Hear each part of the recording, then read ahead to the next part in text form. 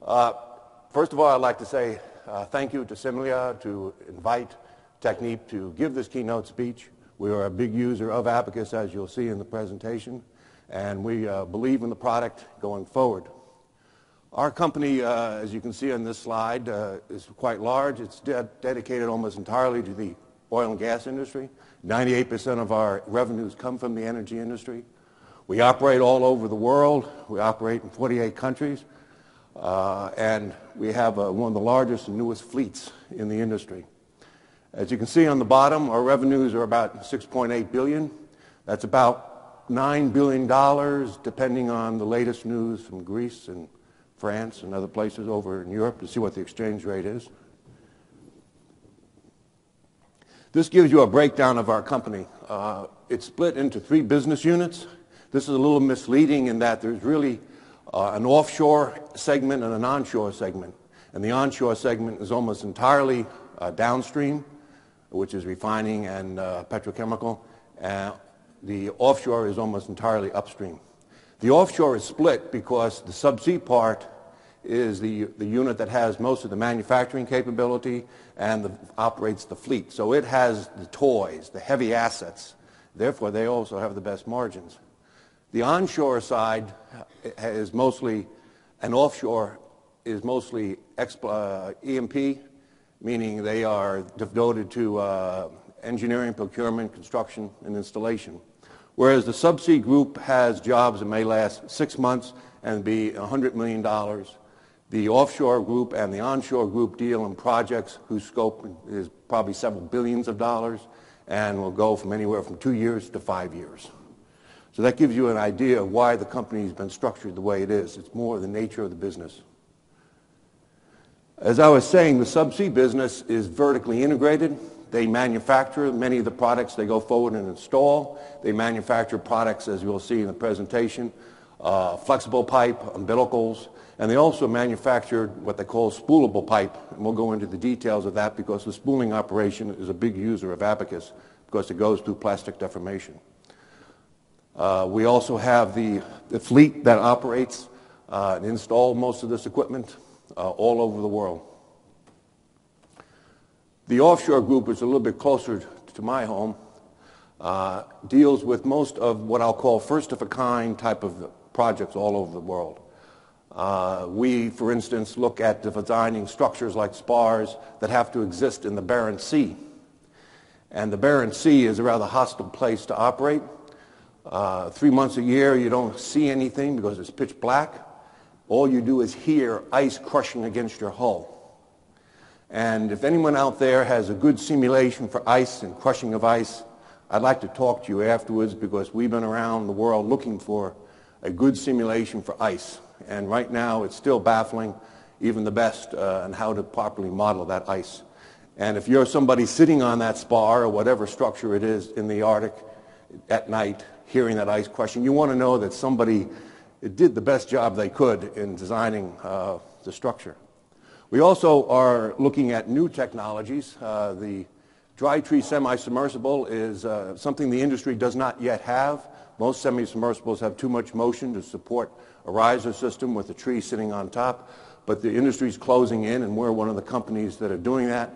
And CFD analysis, along with FEA analysis, is leading the way in that ability. We also build the largest things in the world. The next picture there was the floating LNG plant. That's Shell's Perdido facility. And that is a 5-year project. It's the first time they put an LNG liquefaction plant on a floating system with storage offshore and offloading directly to LNG carriers. That will be the largest vessel ever built by man. It takes the double wide, full length of the largest shipyards in the world to build. And finally, it's not always the cutting edge technology, but many areas of the world we have to deal with local content, meaning we have to be able to have the technologies that can be designed and built locally. And there is a picture of a TLP, which is several years ago considered very high tech. Now it's being designed and built overseas. Onshore projects, again, are usually seen as very large, and they're almost always sitting in deserts. I don't know why, but they always picture their plants in deserts. These projects usually take multiple years, and they usually require the creation of new cities in order to house the people to build the projects. Several years ago, many of you may recall that Qatar was building what turns out to be half the world's capacity in LNG. It was a series of projects. During that exercise, that city was built out in the middle of the desert in Qatar for 75,000 people, just construction. So these projects can get quite massive. Now I'm going to walk you through an offshore field and show you where the technologies of FEA and CFD many times are employed.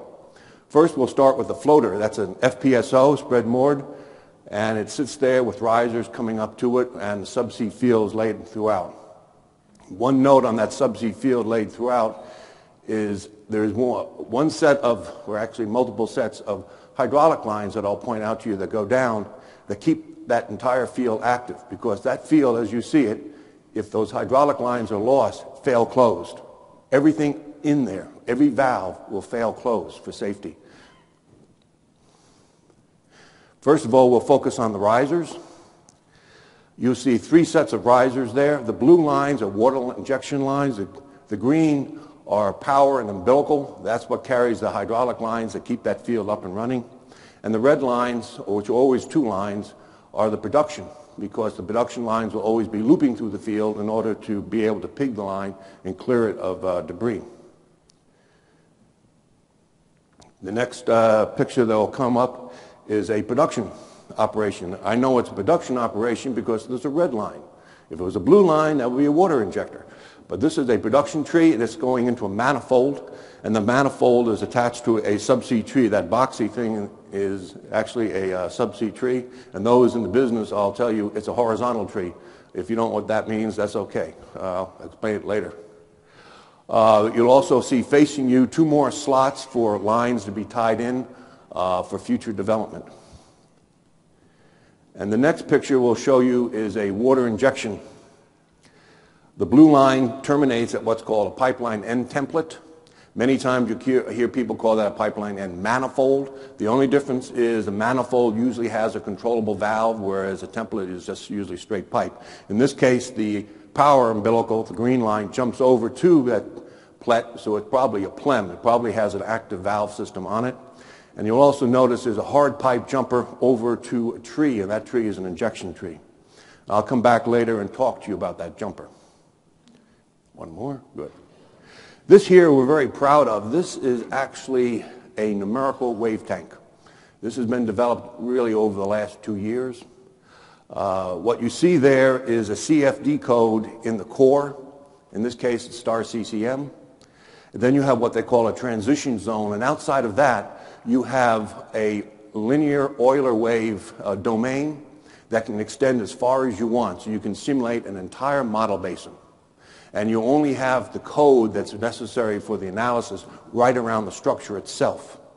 And the transition zone or the blending zone actually will take the reflections and the disturbances that are coming off the CFD analysis and blend it back into the Euler wave. And so essentially the Euler wave environment on the outside, which you don't see here, is an active boundary condition.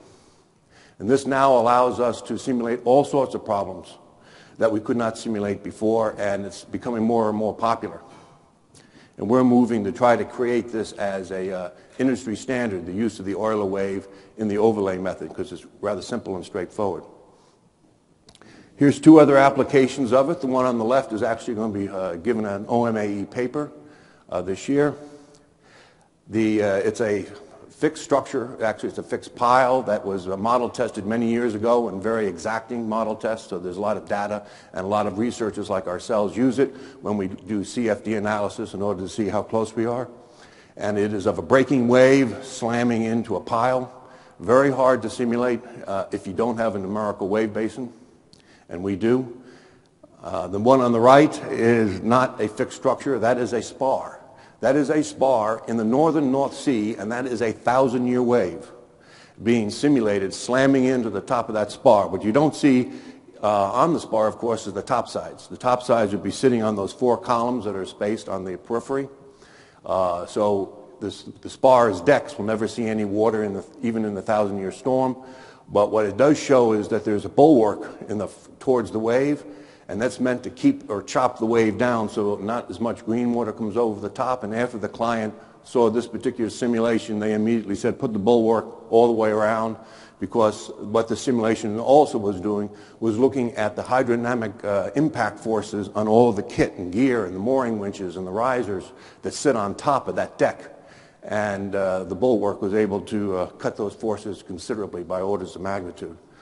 So the use of the numerical wave basin is here, and it's real. Next, we'll talk about risers. The picture of the riser is those who are, flexible pipe. Those people who are familiar with flexible pipe will realize that it's unbonded, it's not a composite, it doesn't have any resin in it. All these layers actually flex and move over its life. Most of the time that's only during installation, but some of these flexibles are also used in dynamic situations like risers. The inner lines are called volts. Also the trademark was Z-lock and T-lock. They actually give the hoop stress, either from internal pressures or external pressures. And then you have the armoring wire on the outside, which is flat wire. And you notice that there's crisscrossing, which gives you a torque balance so that your line doesn't kink on you. And there's been developed by our people in France tools over the years that enable us to analyze the loads, especially in the armor. And Abacus was used to do the analysis actually as a validation tool, so to validate our other tools that we use. Next is the termination. This is probably a combination of part art, part science. Abacus fortunately allowed a lot of the art to be displaced by science, but in the early days when we didn't have these tools, this was really an art. You have to terminate this flexible pipe into a hard end fitting. And to do that, you have to crimp. And what you're seeing here is two half crimpers coming together. And by doing that, they're forcing down and plastically deforming a polymer, which forms a seal. So the crimping does two things. It structurally connects it to the end fitting, and also it has to create a sealing mechanism that can withstand the pressures and also the composition of whatever the material is that's being run through the pipeline. Next, this is a jumper. You saw one earlier in the first picture.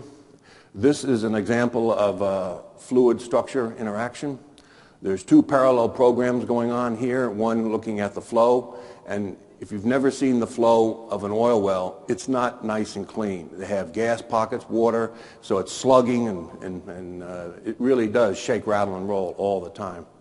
And then running in parallel to the CFD code looking at the flow is an FEA code with very, very small time steps, so that the information is passed back and forth, back and forth. The only way to get this to converge is very, very small time steps, and it takes a very long time to model. One of the stories I'll tell you right now about the oil patch over that 38 years is in the early days, it was very difficult to measure the actual orientation and distance of two hubs to drop a piece of pipe like this in. You notice these pipes are facing down. These pipes are actually cut. The final cuts are made on the deck of the vessel before they're lowered down and connected into two upward-looking hubs.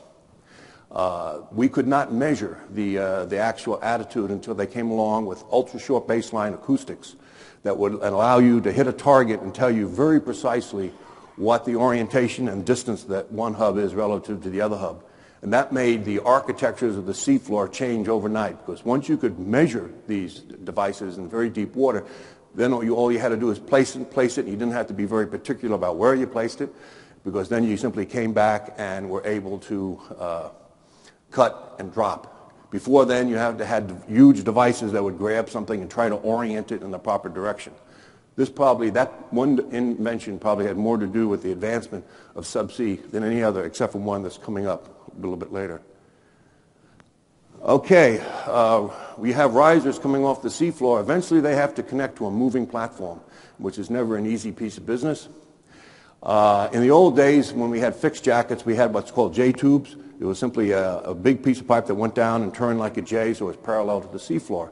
And when you wanted to install a pipeline, you simply pull the pipeline up the J-tube up to the top. A very simple, clean way of doing the installation. No welding, no fuss. So when you came to other floating structures, in this case a spar laying on its side, we started to use the new variation of a J-tube, either called an I-tube or a pull tube.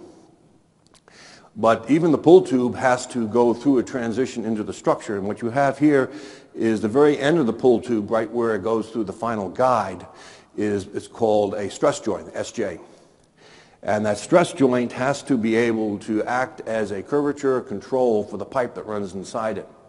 And so this is definitely an application of abacus, because you have pipe in pipe and a structural joint on the outside of it. So it's almost like a three-layer problem. The results may not look spectacular, but those particular stresses that are on the inside of that stress joint can get quite high. So for proper design, all our systems that we ever do always have to go through an abacus analysis. One other thing I'll point out real quick is the displacement between that pipe and that guide is measured in millimeters. It's very small. That has to be free in order for thermal expansion. But you could imagine a 30,000-ton structure moving and that riser are tying it down to the seafloor. When those two collide at all, the forces are very high and they're very difficult to calculate. And again, that's another application we use for abacus. There's no other tools that can really do it. This slide here shows you the laws of superposition. What we actually do is we use abacus program with proprietary subroutines that will feed into abacus the necessary features and parameters in order to model, in the first case, the vibration of a riser due to currents coming by it because the vortex is being shed. The next program will actually give the displacements of a riser that's being shielded by a riser in front of it because of the wakes coming off the first riser. And the third program will actually feed abacus with the motions that the vessel is imposing. So if you put the same timeline by all three of these programs and then superimpose the stresses in the risers, then you'll have the superposition of all the loads that riser experiences. And you have to do it this way because you're never really sure which one will be the principal force controlling the design.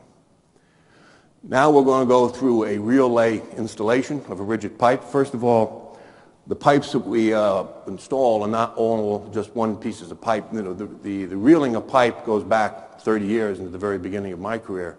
And it was always a question of the D/T ratio, the thickness over the diameter, in order to have enough residual strength.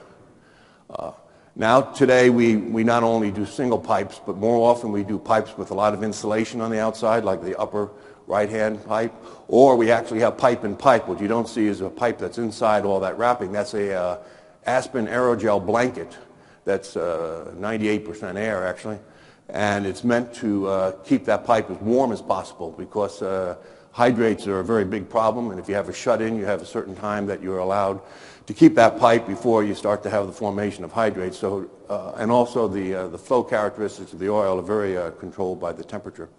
So you want to keep it warm. Sometimes when you can't keep it warm, even with aerogel installation, you have to do electric trace heating of the pipe, and that's the pipe on the bottom. We actually now are running wires and then annular space between the two pipes in order to keep that pipe warm. All these pipes have to get reeled. They first of all are fabricated in 2-mile lengths, which is why that spool base there has a 2-mile run. And then you pull a 2-mile length on and you weld up another 2-mile length and you keep on pulling. That way, most of the welding you have to do on that pipeline system is done while the vessel is not there. Okay, now we're going to go through a video. And the video is a first end connection. And what you see here is the deep blue again, the vessel you saw before, running down one of those plets, and the pipeline's at the end of it. Now, you'll also see that little device there floating around as a remote-operated vehicle. I told you there was another invention that changed the subsea world. Well, this is it, the ROV. 30 years ago, we didn't call it an ROV. We had a lot of funny names for it, but we basically knew what it was going to do. We just did not have all the technology yet to do it. Now we do have the technology, and the technology that was developed in the subsea world actually has been borrowed by NASA, and now that is the basis of a lot of what is done out in space. We were the pioneers in this remote operated vehicles. And there's a pile down there. It's a suction pile that serves as a hard point so that when you lay away, you can actually lay that plet down on the seafloor. And it has what they call a skirt around it that will go through the mud and give it lateral stiffness. The next one is a animation, but it's done in fast motion in order to speed up the operation. This is the second end. So this pipe now, you just consider the deep blue is moving away, you're reeling off pipe. By the way, that yellow thing there is a plet. It shows you about the size of one that was just put down in the first animation. So the deep blue at this point here is actually putting that into position for the second end. And there's the pipe coming off as it's spooling. And of course, the vessel has to be moving all the time. And now it's coming down through, and eventually it's going to run out of pipe. And of course, offshore operations run 24 hours a day. They never stop. And here the pipe is going to be moved into position and to locked off in a spider grip that allows it to be held in that position so the plet can be put over the top.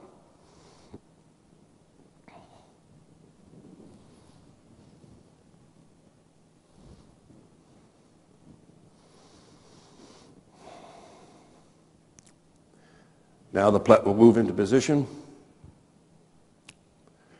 Preparations will be made. And then the curtain will come down for the welding and for the x-raying. This is a single station or welding operation. So there's no hanky-panky going on in there. It's simply, there's a lot of sparks flying around, and you don't want to have anybody near all the sparks when they fly around. And then you bring out the x-ray equipment, and you don't want people around for that either. And eventually it's going to be pulled off, and they'll put the field joint on it, which means if there was any corrosion coatings or any other type of insulation or protection on all the other pieces of pipe, now that joint will be field protected. And this is just a close-up of that field protection being put on, and you can see the peanut gallery there sitting, watching and laughing. And now it's being lowered into the water, and away it goes. Okay, the plastic cycle. When we actually load a piece of pipe on, it goes through a particular cycle. When it first gets loaded on, it goes up to it goes elastic, then plastic when it goes onto the main reel. And then when it is, okay, well that's going all the way onto the reel in the reverse load. Now it goes up to what's called the angler. That means it gets plastically deformed a second time because it has to go over the sheave. And the proper way of saying the word angler, you have to, I've always heard it done by a Scotsman. So it's angler. So I've never heard that word in any other tone than angler, because there's lots of Scotsmen in our crews that run our vessels. Okay, when it goes on the backside of the angler, it has to get straightened, reverse bend. That straightens the pipe, no residual curvature. And then it's a straight piece of pipe when it gets through the tensioners and goes down the hole, or actually down through the moon pool. That particular operation has several features that have to be analyzed with Abacus. One of them is the pipe overlaying the other pipe. The other one in the lower right is a discontinuity between two pipes. Many times you change wall thicknesses for one reason or another, and when you do that, you create a stressing issue because the EI suddenly has a rapid transition, and you have to look at Abacus to make sure that that transition is properly done. You either have to put a taper on it of some form or a short pup that staggers the wall thickness shift. On the lower part center is where you actually have some major transition in stiffness. And this is a case where you have, this is a pipe in pipe, and what you see there in those two blues are double bulkheads within the pipe in pipe acting as barriers in the angular space, and that creates a very stiff spot. And again, Abacus has to be used extensively to make sure there is no overstressing of the pipe when it goes onto the reel. Another issue we face with real pipe is cracks. It's one thing to look for cracks when you weld a pipe the first time for fatigue reasons, but if you're going to weld a pipe and then put it through reverse bending, those cracks get enhanced. And we use Abaqus in conjunction with engineering critical assessment in order to figure out exactly what is the allowable cracks. Because if you go too conservative, the cost of the repair rate and the production rates go against you. So that we don't want to be under-conservative, we don't want to be over-conservative, so we make the effort to be as exact as we can. And Abaqus plays a principal role in all that analysis. Okay, now you get into the operations of a pipeline. They have very complex loading situations. Another story from 38 years. One of the first pipelines put into in the North Sea was a large gas pipeline. It came down the side of a platform and out. And they put a clamp that attached the pipeline to a cross brace at the very base of the platform, a jacket. And 2 weeks later, somebody noticed that cross brace was missing. That they started up that pipeline, and the thermal growth and the high pressure end cap effect just knocked the cross brace out. So the oil industry is one that learns. So they figured, okay, we better start modeling how these pipelines behave on the seafloor. Also, there's a lot of complex soil pipe interaction issues, which we're going to look at now. This is a simulation of a pipe going back and forth over the seafloor. The pipe is motion and its velocity are inputs. The loading on the pipe and the soil behavior are modeled by Abaqus. Now, I can tell you that in the early days, we actually had to lower a piece of pipe off a boat and drag it along the seafloor back in the 70s in order to figure out what those friction loads were and have a diver go down there and actually measure how big the burn was being created as you pull it across and back and forth, back and forth. It was very labor intensive, and I know because I was a diver on it with Exxon that was doing those measurements. So it was a very labor-intensive process, but now we have simulations that can certainly cut down the time and save on the wear and tear. Okay, now we have pipelines sometimes that have to have a crossing of another pipeline, and to do that you use what's called sleepers. These are, and we're going to show you a section of those sleepers right there. Sleepers are concrete bars, almost like skid bars that are put on the seafloor. And it enables the pipeline to skid back and forth. If the pipeline is going to move or buckle anywhere because of thermal growth or any other effects, it's going to do on the sleepers because they have lower friction than the soils do. You also notice those sleepers have no-goes at the end so that if your calculations weren't quite right and the pipeline is about to come off the sleeper, then you have a block to stop it. That type of information allows you to model the entire pipeline with quite good accuracy. Here you have an umbilical. We mentioned those before. The big core in the middle is probably a methanol. That's to keep the hydrate formation in check. And those other bores that you see there are the hydraulic lines I told you before. They're probably the most critical thing in the subsea fields. They have 15,000 psi hydraulic fluid, and the pressure has to stay on those lines. They keep all the valves open. You lose those lines, everything closes. Plus you have the power lines and other things in there. These umbilicals go through a rough life, even if they're not going to be in a riser dynamic mode, because they have to first of all get installed, which means they have to get wrapped up, unwrapped, and put on the seafloor. What we've developed here is a tool called FAMOUS, and it allows you to create a database based on known inputs for a particular design. And that database creates an Excel file, and the Excel file is designed to input directly into Abaqus. So this is essentially building an Abaqus model for further analysis. It's a very quick and simple tool. What used to take weeks to do can be done by a single designer now in half a day, and done accurately, and most importantly, done consistently. So this is an example of where we have a tool that allows us to project this capability, design capability, out to other parts of the world, yet have the quality control necessary. I'm not going to show the animation. I'm just going to go on. One of the things that happens to all umbilicals when they go through those big crawler crane tractor treads is they get crushed. You know, the old days when pipe lay was being first developed, they didn't use those big tractor treads to hold on to the pipe. They actually used opposing tires. And that was a lot more difficult because the loads were not very well distributed and you ended up with a lot of crushing. Today, those tractor treads almost completely envelop the pipe and very uniformly distribute the load, which they have to do because in the old days we were going down hundreds of feet, now we're going down thousands of feet of water to hold on to these very heavy umbilicals. And the idea here is there's a safe loading limit, a crushing limit, as you can see in the red line, and we have to stay within that, yet still have enough force from the Caterpillar treads to hold that pipe. So it's a design issue of how heavy you can really make it, that you can still hold it in a certain water depth without crushing the elements.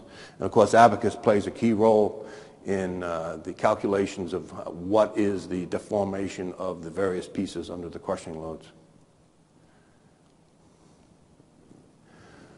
Finally, we have what we call flow solids technology. This is fluidization of a solid stream. And that is done by the solid stream is entered into the vessel and a hot gas stream is entered vertically from the bottom up. And that actually suspends the solids and creates the solids and the gas into a fluid. That enables certain reactions to take place in a more advantageous atmosphere, which means quicker, shorter residency time in the chamber. And CFD is used extensively for locating where those jets are placed. FEA is used to make sure that pressure vessel under the pressure and temperatures will hold together. And the new term in there is computational particle fluid dynamics, which is used to model the actual geometries inside the nozzle in order to make for the best mixing of the overall stream. So there is a case where all the different technologies are used, and this is used extensively, especially with heavier crudes and other cracking processes.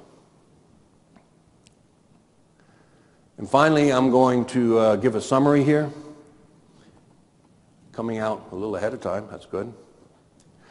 What we at Technip understand that when we design things, especially for the oil and gas environment, you never do the same thing twice.